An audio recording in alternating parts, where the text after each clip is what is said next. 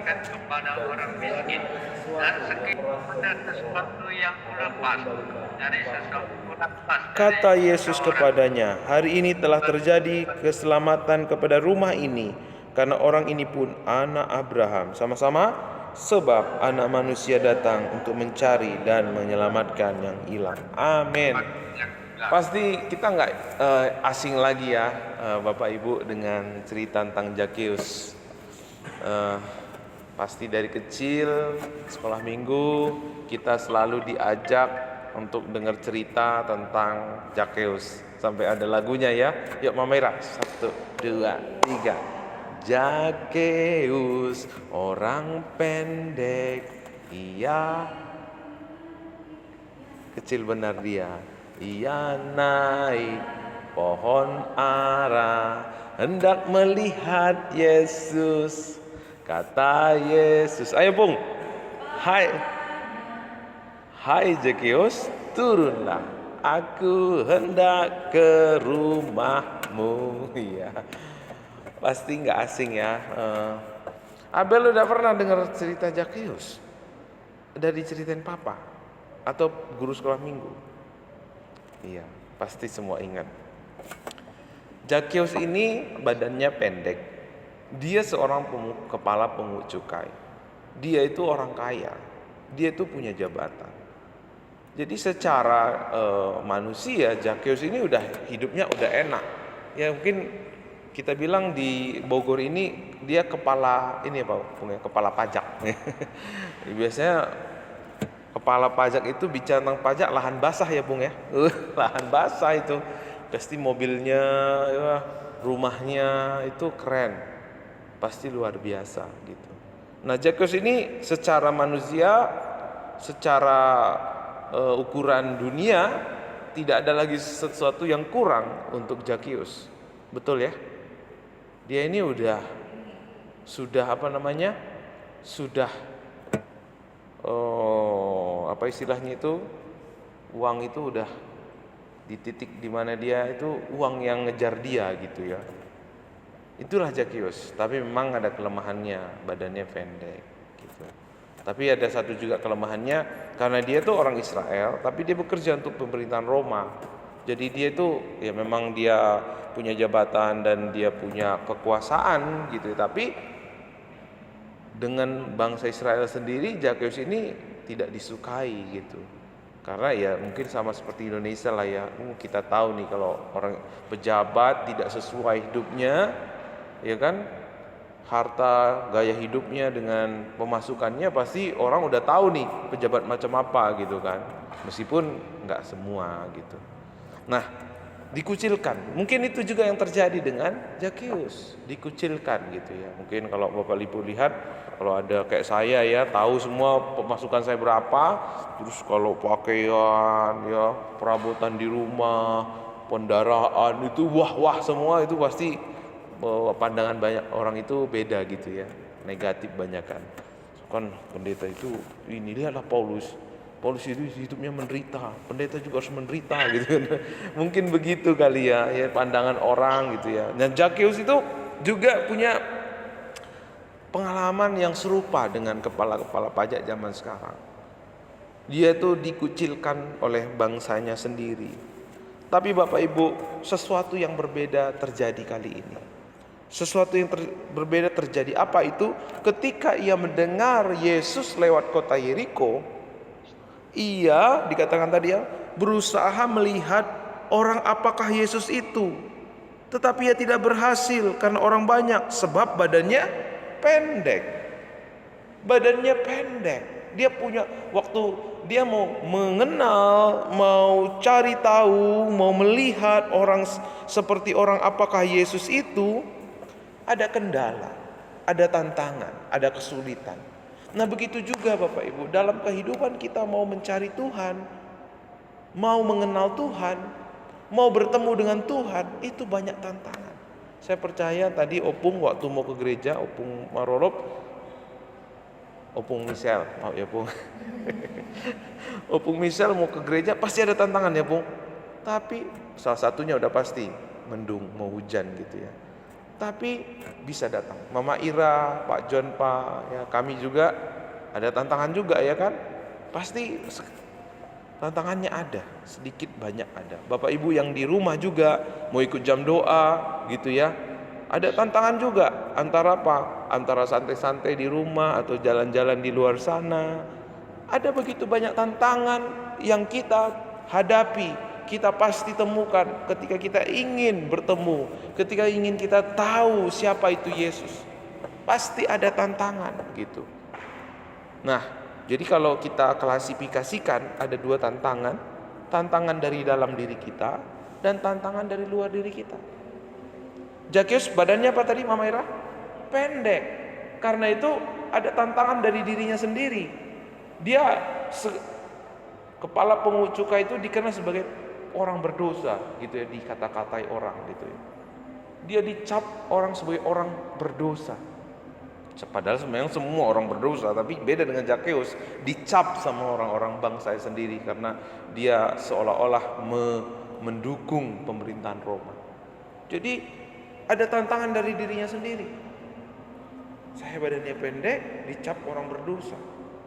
Itu menjadi tantangan buat Zakeus. Nah begitu juga waktu kita mau datang kepada Tuhan, ada tantangan dari diri kita sendiri. Ada tantangan dari diri kita sendiri.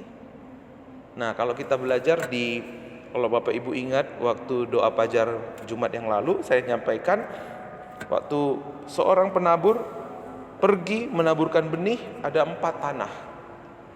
4 tanah, jenis tanah yang ditaburi benih. Tanah pertama Pak John? Tanah di jalan. Tanah kedua berbatu. Tanah ketiga semak duri. Tanah keempat tanah subur. Jadi kalau kita berbicara tentang tanah hati, ada 4 jenis hati manusia. Ada 4 jenis hati manusia. Nah, seorang Zakeus juga memiliki hati pada waktu itu. Salah satu dari keempat ini hatinya Zakeus. Nah, tanah hati yang pertama tadi apa? Di pinggir jalan. Itu berbicara tentang apa Bapak Ibu? Tentang tradisi. Kalau kita jalan ke Kalaupung ya, kita orang kampung ya, pasti tahu di kampung itu ada jalan setapak. Biasanya kan jalan, orang akan pilih jalan setapak ini karena apa? Sudah dilalui oleh beribu-ribu orang, lalu lalang orang. Itu jadi ikutan kita. Nah, begitu juga dalam hidup kita. Kita sering sekali enggak mau tahu, kita mengikuti kebiasaan manusia, tradisi manusia untuk kita menjalani hidup ini. Zakeus tidak punya itu. Zakeus kalau bicara tentang tradisi, biasanya kalau saya kepala pungut cukai, duduk di kantor, didatengin orang untuk bayar cukai, bayar pajak. Itu konsepnya si Zakeus. Tapi Zakeus meninggalkan konsep itu. Ia turun ke jalan, ia ikutin, ia mau tahu, ia turun ke jalan. Zakeus juga tidak punya tanah hati karena badannya pendek tadi. Ya, tadi kita tahu dia disebut orang berdosa. Itu bicara tentang apa? Stigma. Stigma itu apa? Pandangan orang, apa kata orang.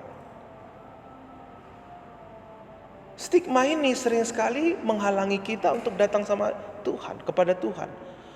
Si Zakeus datang kepada Tuhan, mencari Tuhan, dia kalahkan stigma. Coba Mama Ira, kalau ada kepala pajak di Kota Bogor naik pohon kelapa untuk melihat satu orang yang lewat, kira-kira gimana? Viral gak? Viral, pasti viral gitu loh. Kepala pajak Kota Bogor naik pohon kelapa untuk melihat opung misel gitu ya. Jadi viral. Tapi seorang Zakeus melawan dan mengalahkan stigma ini. Demikian juga waktu kita ngikut kata Tuhan, banyak stigma. Oh, nanti kalau saya jam doa tiap Rabu, ibadah tiap Rabu, nanti orang bilang kalau di Medan sana ya, Bibilon lo gitu kan. Kau orang itu Bibilon itu gitu kan. Dikata-katai gitu. Atau mungkin ketika kita mau mengekspresikan tubuh kita untuk memuji Tuhan, ngangkat tangan, bahkan bersorak-sorai. Wah, nanti kalau aku angkat tangan, apa kata orang kayak aku yang paling rohani di gereja ini gitu ya. Akhirnya enggak lah daripada Mama Ira nanti bilang saya diejek-ejek gitu. Itu namanya stigma. Ada altar call. Kepingin sebenarnya aku maju ini, ingin ngambil keputusan ke depan. Tapi kalau aku maju ke depan, nanti dilihat orang aku ini kayak orang berdosa banget ini. Stigma. Itu yang sering sekali menghambat kita untuk ngikutin Tuhan bekerja dalam hidup kita. Tapi seorang Zakheus mengalahkan stigma. Kalau kita mau bertemu dengan Yesus, harus jangan ikut tradisi. Nanti kekristenan kita tradisi. Jangan ikut tradisi, nanti kita kekristenan itu rutinitas, imannya rutinitas. Atau juga jangan kita membawa stigma, menghidupi stigma orang. Karena kalau apa kata orang selalu ada. Betul enggak? Dulu kalau di kampung kami itu dikata-katai seseorang itu langsung dibalas gini. Biarin dia ngomongan apa. Emang aku makan dari dia. Aku aja nggak pernah minta apa-apa dari dia. Biarin mulutnya tuh ngomongin apa tentang aku. Biar dia capek gitu. Kalau tukul bilang kok sobek nanti mulutnya. Itu tukul ya. Tapi Bapak Ibu, yang saya maksud adalah harus mengalahkan stigma. Apa kata orang? Kadang-kadang di gereja kita, Pak, gimana kalau kita buat gini gereja kita? Jangan, nanti apa kata orang, gitu ya. Ukurannya selalu kata orang, bukan kata Tuhan. Harusnya apa kata Tuhan. Tantangan yang ketiga yang Petrus hadapi, dikatakan ditanya terhalang oleh orang banyak. Nah, ini tantangan yang pertama tadi dari dalam dirinya, yang kedua dari orang lain. Itulah yang disebut dengan penindasan. Kita nggak disukai ketika seperti Paulus ketika hidup dalam kasih karunia nggak disukai, dianiaya. Jelas orang yang selalu hidup di bawah kasih karunia selalu akan dianiaya. Tapi puji Tuhan, itu tandanya kita hidup di bawah kasih karunia. Yang penting bukan kita yang menganiaya, Mama Ira. Amin. Makanya dalam Alkitab bilang Tuhan justru memperhatikan orang yang teraniaya, hatinya yang remuk redam, hatinya yang hancur gitu ya. Jadi karena apa? Justru waktu kita teraniaya, orang bisa melihat kemurnian hati kita. Justru waktu kita teraniaya, terang yang ada pada kita akan bersinar. Tuhan sedang memperkenalkan ketulusan, kesungguhan, komitmen, kerelaan kita di dalam melayani Tuhan. Kalau semua orang ikut Tuhan baik-baik saja, siapa saja bisa. Betul nggak, Bel? Kalau semua orang ikut Tuhan, dipuji-puji, diangkat-angkat, disanjung-sanjung, dielus-elus, akhirnya kita nggak pernah menjadi pribadi yang tangguh. Karena seorang nelayan yang tangguh itu kenapa? Karena dia terus menghadapi badai, dia menghadapi gelombang, akhirnya dia terlatih menaklukkan samudra. Demikian Tuhan mau melatih kita lewat penderitaan. Dia mau membentuk kita, dia mau melatih kita, bahkan dia mau memperkenalkan hati kita. Tapi apa yang terjadi Bapak Ibu? Paulus tidak mau terhalang oleh orang banyak, terhalang oleh badannya pendek, terhalang dengan stigma sebagai yang dikata-katai orang sebagai orang berdosa. Tetapi seorang Zakheus, dia berlari mendahului orang banyak itu. Tapi gak hanya cukup situ aja, dia naik pohon ara. Inilah tanah hati yang subur. Amin. Kalau kita mau bertemu dengan Tuhan, memang kita tidak pernah bisa mengusahakan, kita tidak pernah bisa untuk berjuang untuk membuat Tuhan itu seperti yang kita mau gitu ya. Tapi bagian kita adalah merindukan Tuhan, haus akan Tuhan, memiliki hati yang haus dan lapar untuk bertemu dengan Tuhan. Ketika Zakheus naik pohon ara, ia mengesampingkan stigma, ia mengesampingkan apa kata orang. Yang penting buat dia bertemu dengan Yesus. Itulah bagian yang terbaik yang Tuhan mau ada pada setiap anak-anaknya. Berjuang apapun yang terjadi Tuhan. Engkau, karena gini Bapak Ibu, Zakheus selama ini sudah punya uang, sudah punya jabatan. Dia mungkin kalau di Bogor ini udah makan semua restoran-restoran yang paling enak. 3 hal dia sudah alami dalam hidupnya. Ia punya jabatan, ia punya uang, harta, dia punya kenikmatan hidup. Tapi apa yang terjadi? Zakheus sadar bahwa apa yang ia miliki selama ini tidak bisa memenuhi kekosongan hatinya. Tidak pernah bisa untuk melenyapkan kekosongan hatinya. Apa yang Zakheus miliki selama ini, harta, jabatan, uang, kenikmatan hidup, tidak pernah menjawab apa yang menjadi kebutuhan hatinya. Sampai ia mendengar tentang Yesus, sampai ia mau merelakan segalanya, meninggalkan, lalu berlari naik pohon ara. Dan puji Tuhan Bapak Ibu, waktu Zakheus punya hati seperti ini, bukan Zakheus lagi yang memanggil Yesus, tapi Yesus yang memanggil Zakheus. Tiba-tiba Yesus ada di bawah pohon ara. Dia bilang, "Hei Zakheus, turunlah, aku hendak ke rumahmu."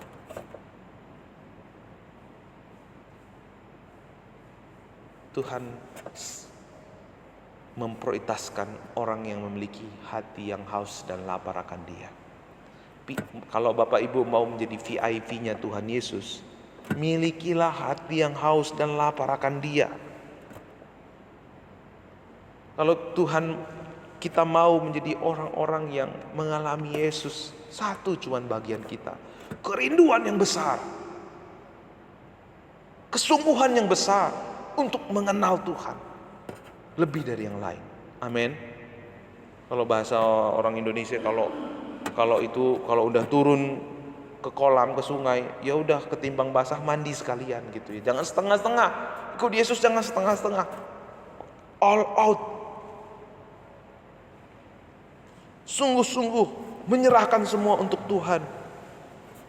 Di situ kita akan melihat Tuhan yang kita cari, Tuhan yang kita rindukan. Dia justru kita mungkin melakukan satu langkah, tapi Tuhan datang kepada kita beribu-ribu langkah. Dia mengejar kita. Dia tidak hanya mencari kita, tetapi Dia mengejar kita. Lebih dari apa yang kita harapkan. Yang diharapkan oleh Zakheus hanya bertemu Yesus, tapi Yesus mau ke rumah Zakheus. Sekalipun orang-orang berkata, tadi kita sudah baca, dia kok makan di rumah orang berdosa gitu ya. Tapi ini suatu kebahagiaan, satu sukacita. Zakheus tahu dia seorang berdosa.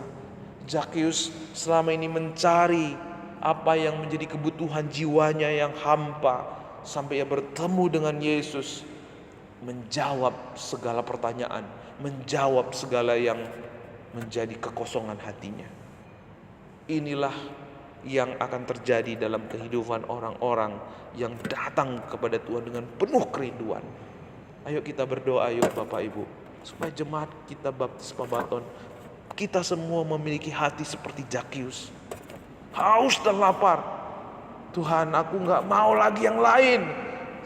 Petrus bilang, uang, jabatan, harta, aku udah miliki semua, gak pernah bisa menjawab hidupku. Aku tidak lagi mau berletih-letih untuk segala yang panah, untuk segala sesuatu yang rapuh.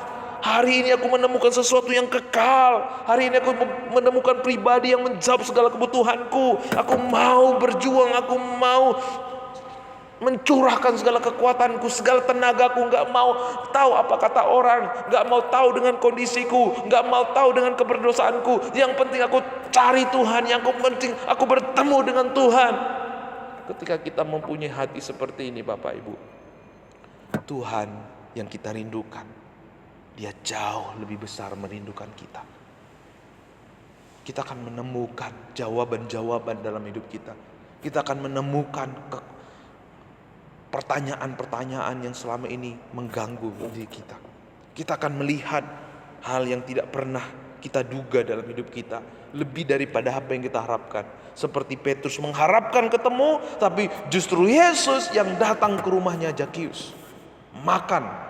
Ini suatu kehormatan buat Zakeus ketika ada seorang Yesus mau datang. Ini artinya apa? Zakeus sungguh-sungguh menyadari ia berdosa, ia tidak disukai oleh orang banyak, tetapi seorang yang suci, seorang yang hebat, seorang yang besar, seorang pribadi yang luar biasa mau datang ke rumahku, menerima aku apa adanya, membuat aku berharga, membuat aku spesial. Aku begitu dikasihi, aku begitu diperhatikan. Ternyata selama ini aku memang mendengar tentang Yesus, tapi Yesus ternyata sudah tahu siapa aku. Ia sebut namaku. Wow, saudara. Inilah yang Zakeus alami. Dia ngalamin kasih terbesar. Dia menemukan jawaban dalam hidupnya. Inilah kehidupan yang dipimpin oleh Roh. Kalau kita mau menyadari Bapak Ibu, Roh Kudus itu selalu bekerja. Tapi saking seringnya kita abaikan Roh Kudus berbicara kepada kita, sampai kita tidak merasakan lagi Dia bekerja berbicara pada kita. Berapa kali kita mengabaikan Roh Kudus memimpin kita, tapi kita abaikan. Roh Kudus taruh kerinduan, kita abaikan. Roh Kudus taruh kerinduan, dalam hati kita datang stigma, datang tradisi, datang penindasan, hilang semua. Makanya akhirnya apa? Kekristenan yang seperti ini Bapak Ibu, kekristenan yang hanya label, gereja yang hanya label Kristen saja, tapi tidak mengalami kuasa kebangkitan Yesus. Makanya Paulus kemarin kita belajar, yang ku kehendaki adalah mengenal Dia. Yang Paulus kehendaki bukan terkenal, yang Paulus kehendaki bukan sekedar berkat, yang Paulus kehendaki bukan sekedar dia ngalamin mujizat dalam hidupnya, tapi yang Paulus kehendaki, rindukan, epitemianya Paulus adalah mengenal kuasa kebangkitan Yesus. Apa selama ini yang kita rindukan? Apa yang selama menjadi epitemia kita? Kemarin istri saya diundang seminggu di Junim Church, Gereja Baptis Korea di Jakarta Barat. Jemaatnya Bapak Ibu jam 5 pagi mereka sudah datang dari Cikarang, dari berbagai penjuru di kota Jakarta, di Jabotabek ini. Jam 5 pagi Pak datang ke gereja berdoa. Makanya kita enggak heran gereja Korea itu begitu diberkati. Misionarisnya banyak, mengakukan gebrakan di sana, gebrakan di sini, gebrakan di sini. Mereka